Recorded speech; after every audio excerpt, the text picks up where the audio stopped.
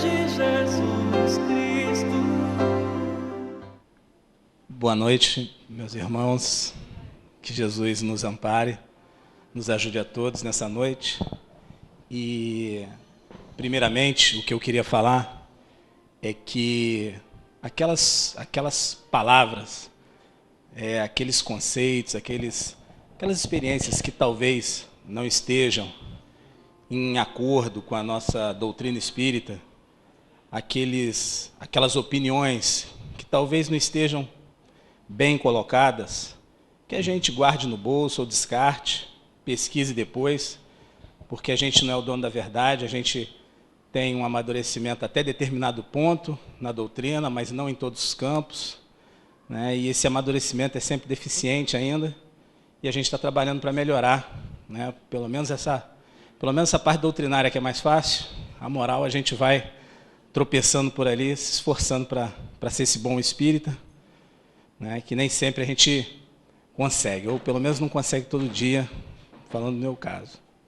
Então, a gente teve uma abertura aqui, e essa abertura, falando do bom samaritano, é um texto, é uma das passagens, uma das parábolas que Jesus conta, mais importantes presentes na segunda revelação, que é o cristianismo.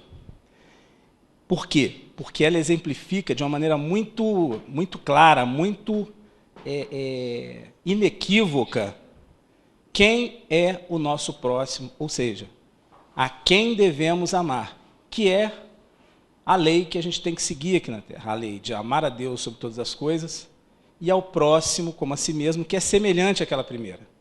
Então fica bem claro que não há distinção para Jesus a respeito de origem, de religião, de posto, cargo, função, conhecimento.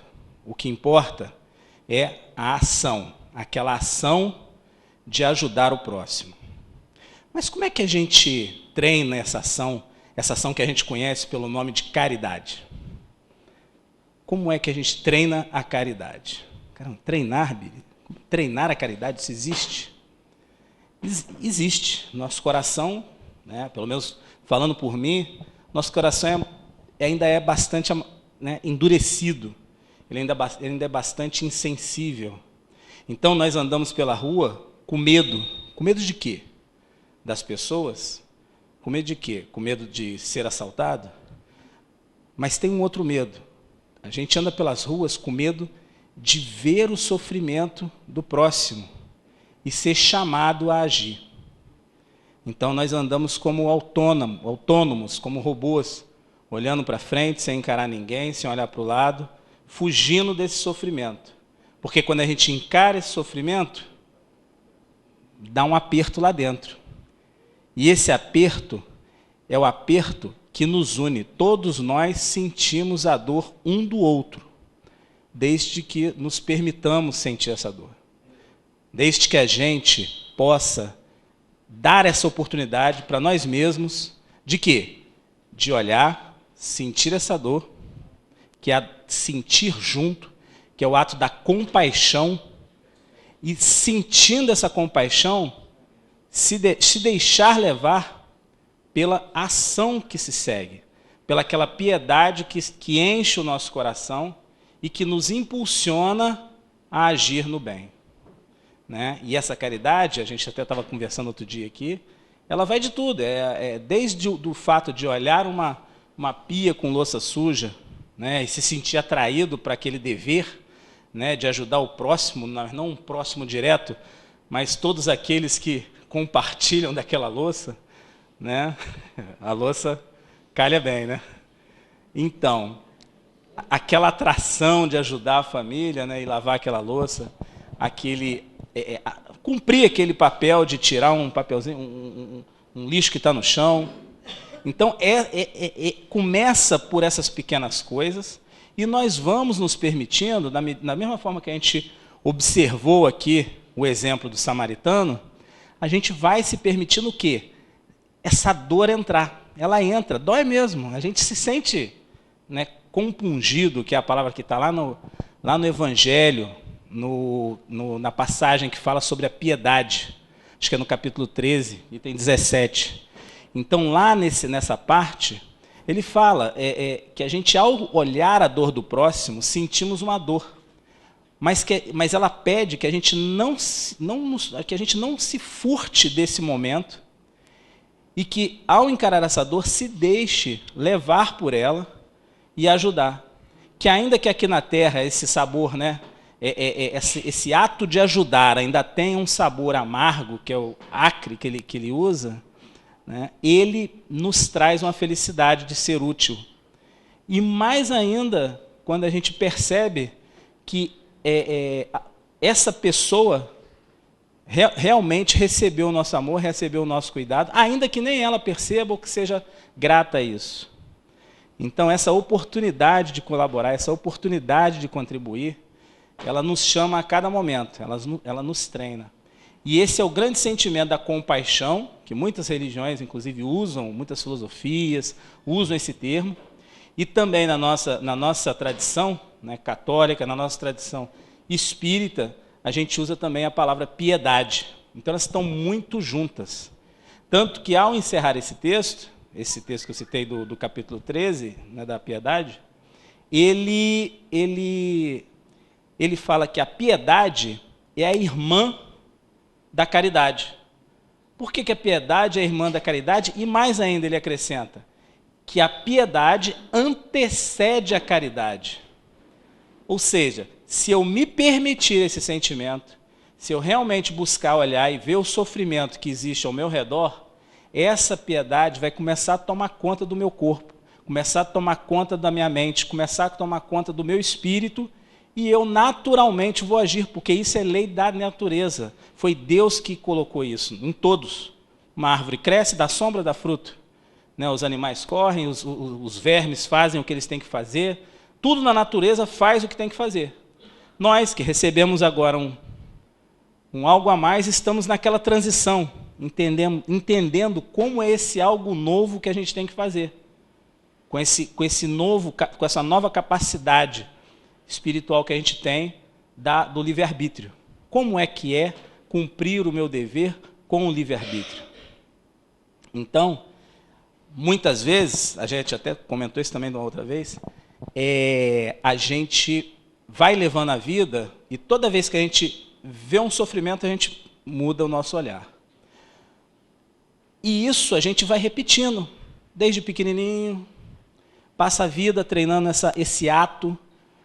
Fica difícil depois, é como um vício, fica difícil depois, não só de uma vida inteira furtando-se ao olhar, mas desde a nossa época lá de sacerdote, de levita, ou mesmo antes, a gente repetindo, vida após vida, a mesma atitude. Imagina qual condicionamento que a gente criou no nosso espírito, em nós mesmos, diante do sofrimento do próximo. Aí a gente olha a sociedade, quando a gente sai na rua, quando a gente atravessa as multidões, ninguém se olha, ninguém se toca, ninguém percebe que tem outra pessoa ali. Né? Calçada, parede, pessoas, estão todos no mesmo gênero, na mesma coisa. A gente olha para uma parede, olha para uma pessoa do mesmo jeito que a gente olha para a calçada, etc. Então, aqui, nessa parábola, ela traz essa lembrança da piedade e traz também aquele discernimento que não interessa se eu sou espírita, se eu sou católico, budista, cristão, ateu, não interessa. Interessa o quê? Interessa que eu me comovi ao sentir essa comoção de mover. Mover para onde? Né? Essa compaixão, esse sentimento, me leva a uma comoção. Por quê? Porque eu me permiti sentir. E essa comoção de mover é justamente esse impulso de mover para próximo, para o outro, para junto, né? Que é o amar ao próximo, né? Que é estar junto. E esse sentimento que nos puxa é exatamente o sentimento de amor que é Deus único, que está em mim e em vocês e em toda a humanidade ao mesmo tempo. Então é esse sentimento de amor que nos puxa e que a gente, por ainda ser imperfeito, tenta brecar, tenta frear, tenta repelir. E ao repelir esse sentimento, nós estamos repelindo a Deus. Nós estamos afastando Deus da nossa própria vida. Entende? Então, é nesse sentido, né, a explicação que a doutrina nos traz em cima da piedade, da compaixão, da parábola do bom samaritano, nos traz muita explicação a respeito de como a gente deve orientar nosso pensamento, nosso sentimento no dia a dia, para que fique mais fácil o quê? A gente aprender logo essa tal da caridade, aprender logo a naturalmente, como uma árvore da sombra, sem pensar, a amar ao próximo. É esse o caminho que a gente tem que seguir, que a gente tem que procurar, para quê? Para passar por essa prova mais rápido, passar por essa experiência mais rápido e levar nosso planeta para um mundo de regeneração. Essa casa, ela é orientada pelo espírito de Eurípides Barçanufo e uma série de outros amigos espirituais que realizam um trabalho muito bonito, de muita misericórdia para conosco. Porque a gente sabe que a questão do merecimento, se a gente for aplicar, né, ali na ponta, na régua, na ponta do lápis, o merecimento que a gente tem para receber as várias graças que a gente recebe, ainda que hoje a gente esteja passando por algumas dificuldades, a gente vai ver que, em verdade, a gente não merece tudo aquilo que a gente acha que mereceria. Porque, tudo bem, eu mereço tudo isso, mas será que eu estou fazendo tudo isso que eu acho que eu mereço para todas as pessoas que me cercam? Para aquelas que, mais ainda, não para todas que me cercam, mas para aquela especificamente que precisa de mim? E às vezes é quem? É o meu marido. Às vezes é um filho com uma dificuldade que a gente tem, espiritual. Às vezes é uma função, um trabalho em que a gente está envolvido, difícil. Né? E é justamente aquela pessoa com a maior carga de antipatia que está forte dentro de nós, que mais precisa do nosso auxílio. Às vezes a gente auxilia até muitas pessoas, muita gente,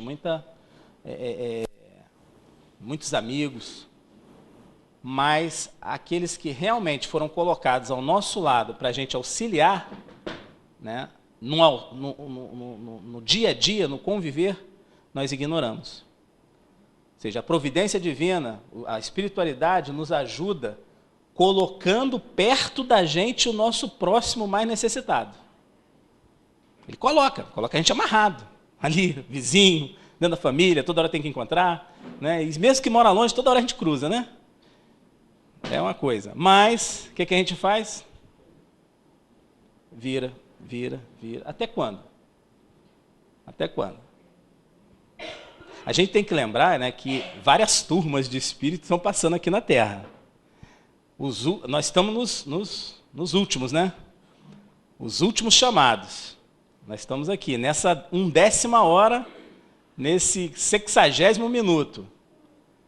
O que significa que a gente ficou, acredito eu, né, fora os espíritos de luz que estão aqui para ajudar os instrutores, né? Alguém, não é o meu caso. Fora os espíritos de luz, eu acredito que a gente ficou na dependência. A gente não passou no primeiro bimestre, não passou no segundo, fomos para a final, não passamos, estamos na dependência e tentando uma recuperação. E não tem outra. Vai acabar, vai vir Natal, né? Mundo de regeneração, quem passou, passou. Quem não passou, vai fazer pirâmide em outro planeta, né? Vai ter que construir, levantar pedra, tudo começa de novo. Sem querer, né? Esse negócio o terrorismo espiritual, né? Às vezes a gente faz um terrorismo espiritual. Lembrando que Jesus é o quê? É graça e misericórdia. Pede força que Ele te dá. Pede ajuda que Ele te dá. Quem já teve a oportunidade de pedir e receber, sabe como Deus é fiel. Ele casa juntinho. A não ser que vai fazer muito mal. Às vezes vai fazer muito mal, a gente insiste tanto que Ele dá para a gente aprender. E a gente descobre que realmente não era a melhor Era melhor não ter pedido aquilo. Entende? Porque ele cede. Então, tem que pedir. Então, na hora que a gente está lá rezando o Pai Nosso, né? Pai Nosso, me dá isso, me dá felicidade, me dá paz, Senhor, me livra, me pede tudo, né? Aí, assim como perdoamos a quem nos tem ofendido. Aí a gente abre a lista, né? Ali para, né? Aí que a prece demora, né? A gente vai listando um por um. E vai tirando aqueles nomezinhos da nossa lista, botando perfuminho, né? Você bota lá na prateleira, junto do coração, do lado de Jesus. Vai tendo que tirar os inimigos. E à medida que a gente vai tirando, chega uma hora, se a gente se esforçar, perseverar nisso, que a nossa lista está limpa. Pelo menos dos encarnados que a gente lembra. A nossa lista, que a lista é grande, né? A lista é grande. Se puxar todo mundo não dá. Por isso que a gente vai parcelando, né, em 36 vezes, né, com juros. Se não pagar uma, os juros crescem. E a gente vai limpando. E a lista está limpa. Nesse momento que a gente conseguiu, realmente não tem ninguém que eu estou assim muito... nesse período da minha vida. É a hora da gente estabelecer que meta? A meta de eu não vou colocar ninguém na minha lista. E se eu colocar de manhã, de noite eu tiro. É a meta lá do Santo Agostinho. Lá no Livro dos Espíritos, questão 919. Não aquele primeiro parágrafo, mas aquelas outras 2 páginas que seguem a questão. Ele vai dando o passo a passo de como ele conseguiu fazer isso. Né? E pegar, para exemplo, para essa resposta, um espírito que, quem conhece a biografia de Santo Agostinho, que era muito igual a gente.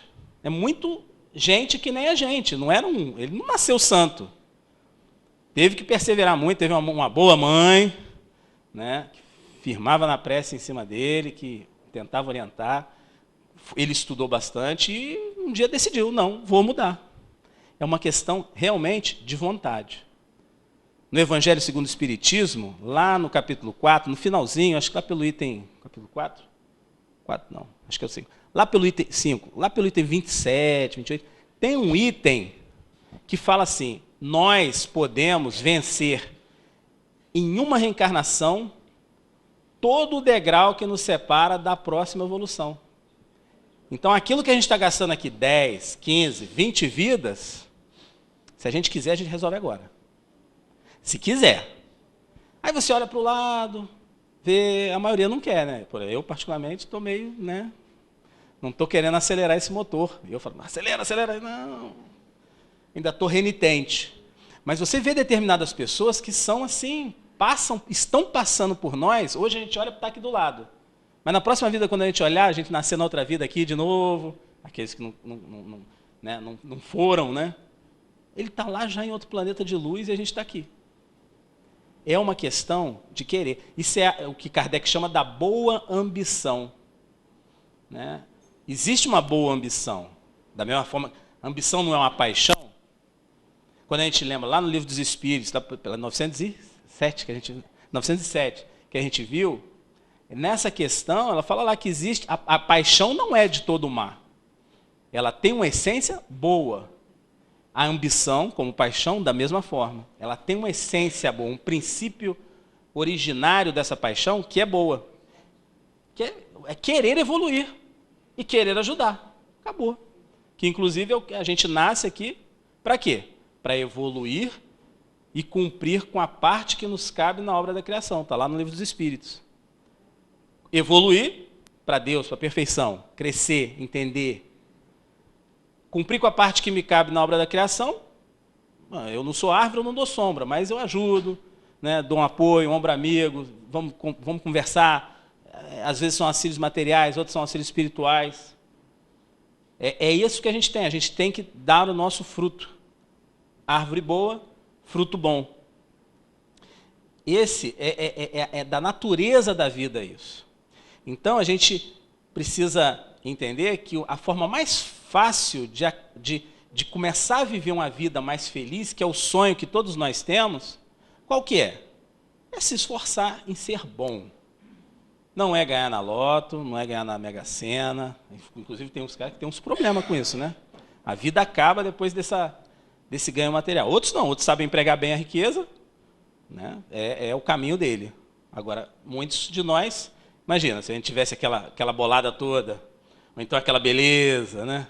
Aquele Deus grego aqui em cima. Será que eu estava estudando a doutrina? Ou será que eu estava metido em quê? Será que eu estava casado, na minha família? Onde é que eu estaria? Né? Então, Deus dá para a gente exatamente o que a gente precisa e o que a gente aguenta carregar.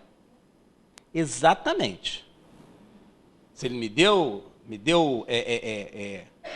uma dificuldade na doença, por exemplo, é porque ela quer me ensinar alguma coisa. Ou então eu nem precisaria estar doente, mas os rumos que eu vim adotando na minha vida foram me levando para um caminho que eu lá na minha programação espiritual combinei com a espiritualidade, que eu faria o quê? Olha, se eu começar de novo a tender por esse caminho, dispara em mim uma determinada doença, uma determinada dificuldade, para que eu volte a mim mesmo, para que eu retorne a refletir sobre a minha vida, sobre o meu caminho. E ao retornar a essa reflexão, eu entenda. Então, às vezes, é preciso um remédio um pouco mais amargo para que a gente não venha a sofrer muito mais. É preciso que a gente entenda esses esclarecimentos consoladores que a doutrina espírita tem trazido para a gente.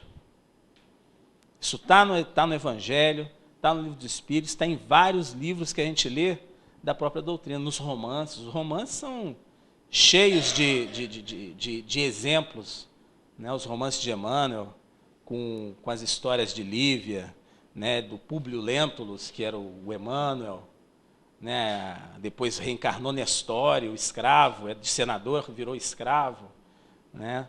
Toda aquela família real, aquela família de senadores em Roma, como ela volta na outra vida, né? As oportunidades de conhecer o Cristo, de conhecer a verdade, de ter contato com esse novo caminho, né? Que é o cristianismo, e que a gente acabou desperdiçando em algum momento, e hoje estamos aqui tendo mais uma oportunidade de abraçar esse caminho. Então, todos esses exemplos que a gente vê nessa literatura não vieram à toa, vieram para nos exemplificar, para que a gente se identifique. Porque nós não somos o público assistindo os romances, os livros espíritas, aquilo que acontece lá, e nós somos outros. Não, a gente não é aquilo ali, não. Não. O que vem dos espíritos para a gente é exatamente o que a gente precisa, é exatamente como acontece comigo, como acontece com cada um de nós. Tivemos dificuldades no passado e estamos aqui hoje, né? Tendo mais uma oportunidade. Os estudos das passagens de Jesus, das parábolas, dos seus ensinamentos, quando a gente tem a chave do Espiritismo, ele é muito mais amplo. Ele nos traz um conforto, uma paz de espírito. Ele, primeiro de tudo, ele começa a destruir aquele medo que naturalmente a gente traz da morte. Então a gente passa a não se preocupar mais com aquilo. Você vai entendendo que a vida ela vem, vai, a gente está aqui agora, mais para frente não está. Poxa, Billy, mas eu ainda não sinto isso, eu tenho um medo muito forte da morte. Cada um tem uma história espiritual, passou por situações no passado que justificam esse medo maior ou menor de uma situação que todos nós vamos enfrentar. Mas a doutrina está aqui justamente para tirar esse peso da gente. Jesus veio e já falou, o meu reino não é deste mundo. Essa é a boa nova. Essa é a boa nova. O meu reino não é deste mundo. E aquele que aceitar o Pai vai viver para sempre. Foi isso que ele falou. A gente, isso parece mítico, né? Parece uma historinha da carochinha. A gente ouve, mas quantos de nós realmente coloca isso dentro da gente? Quantos de nós internaliza essa mensagem, que é a boa nova, o evangelho que Jesus veio trazer? Os que internalizaram, a gente costuma fazer muito estudo com a juventude, a gente fala, aqueles que internalizaram, não, Jesus realmente é o Senhor do reino de felicidade, do reino de Deus, lá, no pós-morte. Então ele leva a vida tranquila, e a hora que tem que enfrentar a morte, enfrenta de peito aberto. Enfrenta com coragem. Será que a gente já internalizou essa mensagem do Cristo a esse ponto? Eu ainda estou trabalhando isso. Eu reflito. Né? Todo dia aí anda atravessando esse Rio de Janeiro, que nem a gente vê agora, 2h30. Né? Você fica pensando, e se um dia chegar, se um momento chegar, de ter que enfrentar, né? Como os cristãos enfrentaram o momento da morte? Será que eu vou negar o Cristo? É para isso. Jesus veio e falou, quem quiser ser meu discípulo, pegue sua cruz e siga-me. E ele pegou a cruz e seguiu para onde? Para o Calvário. É claro que a gente não está mais no tempo de enfrentar os centuriões. Assim, Rio de Janeiro mais ou menos, né? Mas existem outros calvários, bastante difíceis, inclusive, às vezes até mais difíceis que a própria morte, que a gente tem que enfrentar na nossa vida. Esse calvário, às vezes dura 30 anos, às vezes dura 80 anos. É essa cruz que a gente tem que carregar, sem reclamar, e ainda por cima aprendendo com ela, dando graças a Deus pela oportunidade.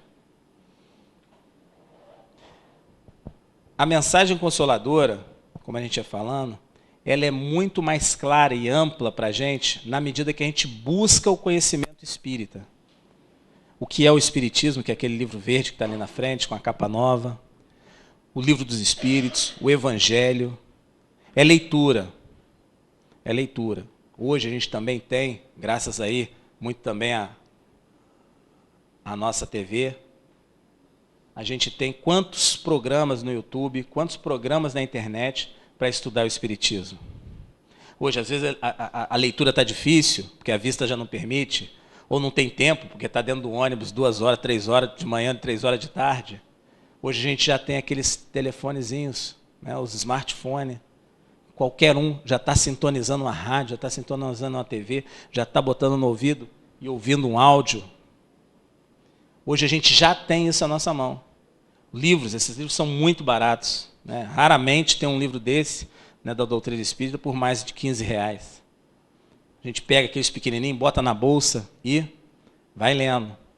Não é um hábito que a gente tem muito aqui, devido às falhas que nosso país vem cometendo no campo da educação. Então, a gente não desenvolveu tão bem o hábito da leitura, como a gente vê em outras regiões do mundo. Né?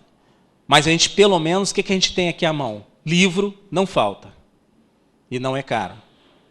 Então, a gente tem. E mais, além dos livros, a gente tem a doutrina espírita, que no Brasil é o país onde a doutrina espírita está mais difundido.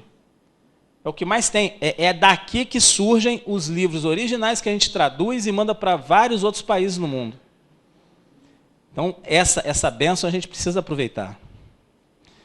A gente precisa explorar esse talento que Deus nos deu. E lembrando daquela outra parábola dos talentos, o que eu estou fazendo com aqueles livros todos da doutrina espírita que eu já comprei, ou que eu ainda não comprei, mas posso comprar, e não estou estudando? Será que eu estou enterrando esse talento? Aí a gente desencarna, chega do lado de lá. Ah, Senhor, não sabia. Sabia, estava lá, tinha o centro, tinha o livro dos Espíritos. Mais uma vez, sem terrorismo. Mas é preciso que a gente trabalhe pela nossa felicidade. Mas trabalhe mesmo.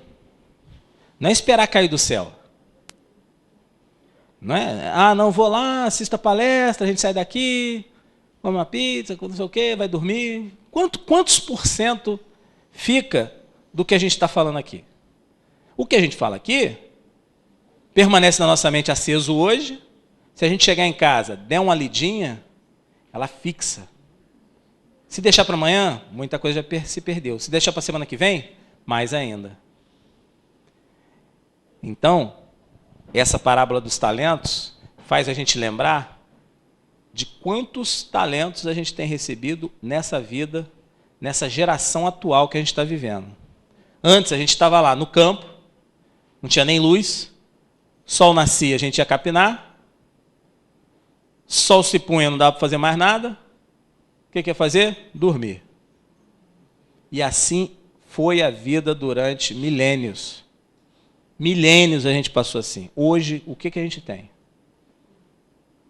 Olha quantos talentos a gente tem. A gente tem a TV, a gente tem a internet, a gente tem cursos, palestras, casas, várias religiões para escolher na mesma rua.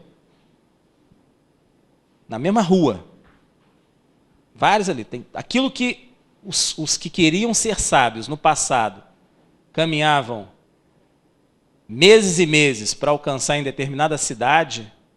Hoje, a gente chega em casa, tira o sapato, bota o pé em cima da mesa, abre o celular, conecta no Wi-Fi e está ali assistindo, né, a vida de Alexandre o Grande, a vida de Gandhi, a vida como é que era a vida em Jerusalém, como é que era a vida na França, onde surgiu o Espiritismo, onde teve a Revolução Francesa. Está tudo ali. E detalhe, a gente pode fazer.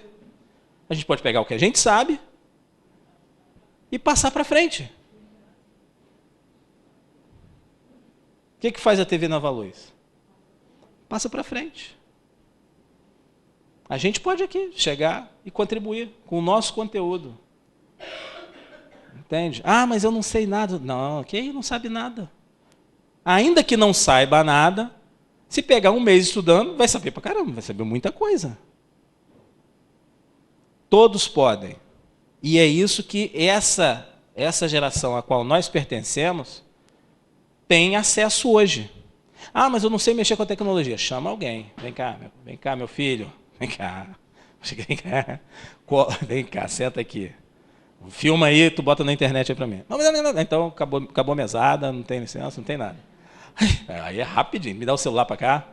Eu te dei o celular, tu não filma tua mãe, tu filma todo mundo, mas não filma tua mãe. Não, filma aqui agora que eu vou dar uma palestra aqui de 5 minutos, tu bota no YouTube.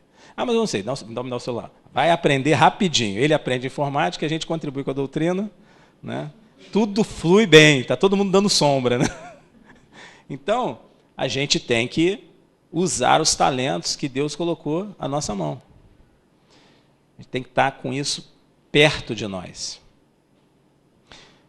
Um outro ponto interessante da passagem é que ele, o bom samaritano, quando ele olha pro que estava ferido no chão, o que ele vê? Ele vê alguém sofrendo. E aí o que ele faz? Ele fala assim, não tenho tempo? Estou enrolado? Estou atrasado? O levita e o sacerdote, o que eles têm que fazer? Não está escrito lá. Mas o sacerdote e o levita estavam descendo para Jericó. Acho que era para Jericó. Descer, foi isso? Eu não estou bem lembrado. Mas desciam para Jericó. E no caminho encontraram os samaritanos. Em Jericó tinha outra sinagoga. Eles desciam de Jerusalém para Jericó. E eles deviam estar indo fazer alguma coisa. Deviam ter algum compromisso. Aí a pergunta é, será que o samaritano também não tinha um compromisso? Estava lá com o burro carregado, trazendo dinheiro, em viagem. Não estava a turismo ali, ainda mais com os ladrões. Na área tinha ladrões, claramente, porque o samaritano, o que sofre estava lá no chão. Então ele tinha algum compromisso. Ele sai do caminho dele. Esse sair do seu caminho é sair do seu interesse, é sair do egoísmo. Né? O outro é o seguinte, quando a gente se abaixa para ajudar, a gente também sai de si. Saindo do quê? Saindo do nosso orgulho. Eu sou samaritano, eu sou sacerdote, eu sou levita. Não é a mim que cabe ajudar a botar a mão nessas feridas, nessa sujeira. Então eu me abaixo, eu me humildo. Eu saio do meu orgulho. Então, é um movimento duplo, né, de afastamento da nossa sombra. A gente se afasta do orgulho, se afasta do egoísmo, na direção de quem? Do próximo. E quem é que nos chama? Até Alberto Roden tem umas passagens muito interessantes estudando essa parábola, que ele fala, quem nos chama no próximo é o Cristo. É o Cristo que nos chama, nos convida, vem, me ajuda a ajudar esse que é meu irmão. Nós somos as mãos de Deus. E esse convite que nos faz ajudar ao próximo, esse movimento horizontal de ajudar o próximo, é que nos faz evoluir, amar a Deus sobre todas as coisas, avançar na direção de Deus. Por isso que são mandamentos semelhantes, são mandamentos muito próximos um do outro. E é exatamente esse o caminho que a gente tem que fazer. Não existe mais nada que a gente tem que fazer, a gente só tem que fazer isso. A gente vai vivendo a vida e Cristo chamou, Jesus chamou, você atende. Quando isso se tornar natural, imagina como é que vai ficar a nossa sociedade. Vai faltar gente para a gente fazer a caridade. Vai faltar gente. Vai ser natural. Então a gente não vai... Imagina todo aquele medo, todo aquele peso que é a vida para a gente. O hospital, o plano de saúde, eu não tenho, eu estou desempregado, eu estou com todo aquele peso, eu estou doente. Tudo isso vai sair na medida que nós começarmos a nos olhar e nos ajudar. Porque é isso que Deus quer. É isso que os Espíritos estão nos conclamando. Mas como? Se a gente está lá centrado, acreditando ainda que se eu trabalhar muito, né, se eu conseguir muitos benefícios, né, alguns de maneira ilícita, outros escolhendo só o caminho mais fácil, a gente vai ser feliz. Não tá, a gente já viu, não sei se vocês já viram aqueles desenhos de 2 burrinhos amarrados pelo rabo, aí tem um monte de feno de um lado, um monte de feno do outro. E um querendo comer o feno de lá, outro querendo comer o feno de cá, e nenhum deles consegue comer o feno. Nenhum deles é feliz no feno. Porque um não cede para o outro comer, para depois o outro comer. Também tem uma história que muitos contam daquela colher grande, uma colher de 5 metros, né? E eu tenho uma sopa aqui na minha frente, e aqui do lado tem outro colega com outra colher de 5 metros e não consegue comer a sopa.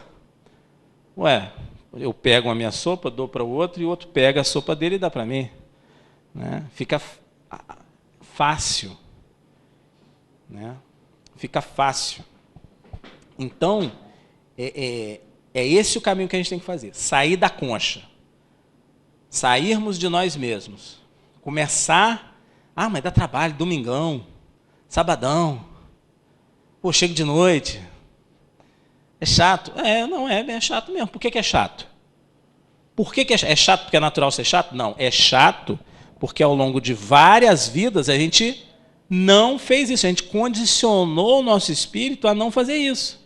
Porque os espíritos acham os bons espíritos acham super agradável ajudar. Por que a gente acha que é chato? Porque a gente se condicionou a isso. Não é natural na gente. Então, é nesse trabalho de descondicionar, de voltar a gostar de ser útil, a gostar de amar, que a gente tem que trabalhar. Né? A gente lembra do exemplo de Chico Xavier. Qual é a preocupação que passava na cabeça de Chico Xavier 100% do tempo? Ajudar, o que eu posso fazer? A gente pode ajudar ali, a gente pode ajudar aqui. Será que ele era triste, infeliz? Mas ele trabalhava todo dia, até de madrugada, não ia para Disney, entendeu? Não pegava uma festazinha e tal, ia lá, né, se divertir, não viajava lá para passar umas férias longas em Búzios, né? Não ia curtir uma marambaia aqui, pegar um praião num feriado grande, né? Ficar aqui nas nossas praias aqui, que a gente é bem favorecido de praia, né? Aquele churrascão? Churrasco? Não, churrasco, futebol, churrasco é É o nosso sonho. Quero fazer aquele churrasco, assistir aquele futebol no final de semana. Nada contra. Mas você já viu que a gente vai botando isso como uma meta na nossa vida? Isso tem que agora fazer aquela festa. Aí, daqui a pouco eu vou me aposentar. Eu vou me aposentar, vou me aposentar, vou me aposentar. Aí começa, aí não gosta mais, porque aquele peso o serviço, né? Olha, não tem jeito. Tem que trabalhar com gosto. Mas é muito ruim. Olha, pior para você. Só tem jiló para comer. Eu não gosto de jiló, tá? Quem gosta de jiló, me desculpa aí, tá? Muita gente gosta daquele jiló fritinho, né, bonitinho. Mas eu não gosto. Só tem jiló para comer. O que eu vou fazer? Não, eu vou ter que gostar de jiló. Porque eu vou comer, já é certo, né? Se comer, eu vou comer, queira eu ou não. Né? Eu sou militar, né? Então, às vezes, eu estou no meio do... Então, agora menos, né? Que fomos heróis no passado. Hoje, só computador, né? Mas na época da brabeza, do mato, aquela coisa, não tinha nada para comer. Não tinha sal, não tinha nada. Tinha aquele bicho lá que você pescava, aquele bagre velho, né, lá do fundo do mar. O bichinho botava no fogo ali, a fome era tanta, jogava no carvão e comia do jeito que estava. Né, sem nada. E outras coisas que, né, não seria agradável a gente comentar aqui agora. Porque muitos aqui ainda não jantaram. Né? Então, você come. Então, a fome não vai vir? Eu não vou ter que aprender a comer? Para que esperar a fome? Porque a providência divina, ela está lá. O Billy não está fazendo seu dever de casa. Não está aprendendo no amor. Então, vamos preparar uma para ele. Aí Jesus, não, Maria entra. Não, vamos dar mais um dia, mais um mês. Entra Maria, Jesus ali, com a graça, o anjo da guarda. Não, libera. A providência divina está assim. Tá bom. Vocês estão pedindo. Aí eles bota bônus, bota crédito. Eu vou lá. Aí desce aqui para essa psicosfera pesada, fica aqui ajudando a gente. E a gente, qual é o retorno que a gente dá? Zero. Não, é só hoje. Só mais uma vez. Não, eu mereço. Não é isso que a gente fala? E assim a gente vai entrando no vermelho e levando nosso anjo da guarda para o vermelho também, que ele está empenhando tudo ali na gente. E a gente não aproveita. Então, é importante a gente lembrar desses amigos, não são poucos, que trabalham por nós, para que a gente acorde de manhã, não vou ter aquele dia limpinho, ó, não vou pisar fora do Senhor em momento nenhum. Já começa dando bom dia. Dá bom dia e sorri, né? Tô com mau humor, então é assim, ó. Oi. Bom dia. Bom dia para você também. Porque você não dá bom dia, você não ri para ninguém. Em torno da gente, o que a gente tem? Um monte de mal encarado. Esse fulano aí não gosta desse fulano, passa por mim, não fala nada. Nada, dá bom dia. Aí todo mundo quer te dar bom dia. Todo mundo fica aquele... Aí existem os grupos que dão bom dia e os antipáticos, que nem sabem que são antipáticos, né? Ninguém olha para mim, ninguém gosta de mim. Não, você não fala com ninguém, você não dá bom dia para ninguém. Já chega de mau humor, achando que todo mundo te odeia. Não tem nada disso não. Sai, beleza, fala, nem conhece, vai dando oi. Oi. Não precisa muita coisa, não precisa nada. É só oi. O que acontece? A vida vai ficando mais leve. Você vai criando uma comunidade do bom dia, o coletivo do bom dia. Onde você vai, você dá bom dia. Então você nem sabe, que nunca conversou com a pessoa, mas você toda vez que você fala, bom dia, beleza, como é que está, tudo bem? Está ali naquela sintonia boa. Isso dá energia, isso dá força, isso ajuda. Então, é a gente usar as energias positivas que estão a nosso dispor em nosso favor, para a gente se melhorar. O meu filho que estava conversando comigo, falei, papai, mas ninguém fala com a gente, ninguém quer falar nada. Tá? Ele fala muito ele para os outros no meio da rua, oi, tudo bem, como é que tá? Mas tem gente que não fala, não gosta. Acho que eles não gostam da gente, acho que a gente tem alguma coisa errada. Eu falei, meu filho, não tem problema não, vamos lá. Às vezes está com uma dificuldade. Então, ele estranha, né? Que a criança, e a maioria das crianças, né? Algumas não, tem uma certa timidez, uns têm timidez na época, depois se larga no mundo, né? Sai falando com todo mundo, e vice-versa. Mas a maioria das crianças chegam a gente de coração aberto. Chegam dispostas a fazer esse Deus interior dela entrar em contato com o Deus interior da gente. É a isso que Jesus se refere quando ele fala que o reino dos céus é para aqueles que são semelhantes às crianças, são puras, como as crianças são puras, nesse relacionamento. E a gente não precisa ser perfeito, a gente só precisa dessa pureza de coração. Aí a gente vai sair da escolinha dos alunos ruinzinhos, que é nós, eu pelo menos, nós temos os filhos de Francisco já nasceram aí, estão aqui para levar a gente, né, para ajudar a gente, né, excetuando esses, eu me colocando na turma dos ruinzinhos, é esse o caminho que a gente tem que fazer. Começar a ficar mais espontâneo. Ah, mas eu vou me frustrar, fulano vai me tratar mal. Ah, deixa isso, é com ele, com Jesus, cara. Isso é ele com Jesus. Aí eu vou ficar todo florzinha fechada, dentro da casca, porque os outros podem me tratar mal. Aí vai ele para o brau e eu também, né? Então, é preciso o quê? Que a gente, independentemente desse mundo, a gente vá se abrindo mais. É claro que a gente compreende as dificuldades que a gente vive, ainda mais na nossa cidade, principalmente para as mulheres. Então, é muito fácil eu, com essa carcaça aqui, sair dando bom dia para todo mundo no meio da rua.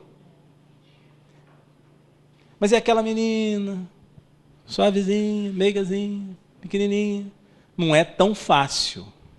Então, é preciso que encontre estratégias que te facilitem e não deixe que essa situação que a gente vive nessa cidade, nesse ambiente, faça com que a gente, por conta do corpo ou do temperamento que a gente tenha, se encalacre, se feche mais ainda. Então, tem que descobrir como eu vou fazer para me tornar mais espontâneo, mais espontânea, mais criança. Amadurece o espírito, mas aquele sentimento de doação, de entrega, de franqueza, ele permanece independentemente do outro ser mal agradecido, do outro ser grosseiro, né, do outro nos frustrar. Ah, eu não vou amar mais ninguém. Né? Essa é uma frase comum, né? Na adolescência, eu não amo mais ninguém. Me machuquei demais, eu não confio mais em ninguém. É duro. É duro, mas Jesus que amou a gente, o que a gente fez? O que a gente faz? E ele está lá, né? Fez um planetinha só para a gente, 4 bilhões e meio de anos. Só para a gente. 4 bilhões e meio. 4 bilhões e meio de anos. Só para a gente. Só para treinar a gente, para a gente chegar lá e ser feliz como ele é. Ele só quer isso. Vocês têm que ser felizes que nem eu sou, que aqui é legal para caramba. Eu quero que vocês saiam desse sofrimento. Está lá no capítulo 6, o Consolador. Já leu aquele capítulo 6? É o capítulo que eu mais gosto, né? O Consolador prometido. A gente lê e vê ali o Espírito da Verdade falando o quanto ele sente, né, piedade de nós que, né, conhecendo essas belezas que a gente já conhece, rasteja aqui nesse sofrimento, nessa sombra. Está lá. A gente já pode. O negócio é a gente aproveitar esse hospital, essa escola que a gente está, para realmente se reformar. É a tal da reforma íntima. E essa reforma íntima vai ser mais rápida ou mais demorada em função da nossa vontade, perseverança. Aí eu vou continuar amando. Ah, fulano me deu uma facada nas costas, me traiu. Tudo bem. Aí passa ali seu mês, seu ano de cozinhando aquela coisa ruim, tirando, entendeu? Cozinhando para jogar fora, né? A panela cheia de crosta assim que a gente bota com água quente no fogo para cozinhar, para arrancar a sujeira. Não é para fazer aquele veneninho e depois tomar, não. É para tirar aquela capa dura que ficou na gente depois de ter queimado a nossa comida. Então, tem o período para isso, tem o tempo, tem recurso no espiritismo, tem recurso na medicina, na psicologia, nos estudos, em outras filosofias. Temos esse recurso, temos os amigos, as pessoas. Aqui na casa temos atendimento fraterno. Então, é usar todos os recursos. E não se esconder em casa, fecha a porta, fica na internet, vai vendo o mundo. A gente vai só afundando. A gente vai só deprimindo. Tem que sair, fazer essa flor crescer, tomar sol, conversar com as pessoas. A gente parece que não vê a saída, mas esse ciclo vai tocando a gente, é natural. Você joga água na planta, a plantinha está lá toda assim, né? Já viu? Girassol, flor, tá toda assim, você joga a aguinha, ela... É natural na gente. A nossa aguinha é o quê? Prece, contato com outras pessoas, o próprio sol, bom alimento, água, atividade. Então, é um alimento para o corpo, para a mente, para o espírito. A gente é normal, a gente cresce. A gente volta a ter aquela vitalidade. Demora um pouco? Demora. Às vezes a gente está bem murchinho, vai demorar mais? Vai. Mas é isso que a gente precisa. Entende? O caminho que a gente demora para voltar a um estado de harmonia, de felicidade, normalmente é tão longo quanto o tempo que a gente demorou para ir para aquele caminho errado. Então, o tempo que a gente demora descendo para os vales é, no mínimo, igual ao tempo que a gente vai demorar para sair dos vales. Então, se a gente está descendo agora, é melhor a gente parar agora e começar a subir. Porque cada passo que eu dou para baixo é um que eu vou ter que dar para cima. E para baixo é fácil, né? Para baixo é fácil. Agora, o que eu faço? Eu continuo descendo? Vou desistir? A gente sabe que a gente é imortal. Não existe morte. Ah, não, vou acabar comigo. Não adianta. Vai arranjar um problema maior do que já tem. E não vai se livrar do outro. Ou seja, vai continuar com os mesmos problemas e vai arranjar mais um problemão. E gerar mais um monte para os outros.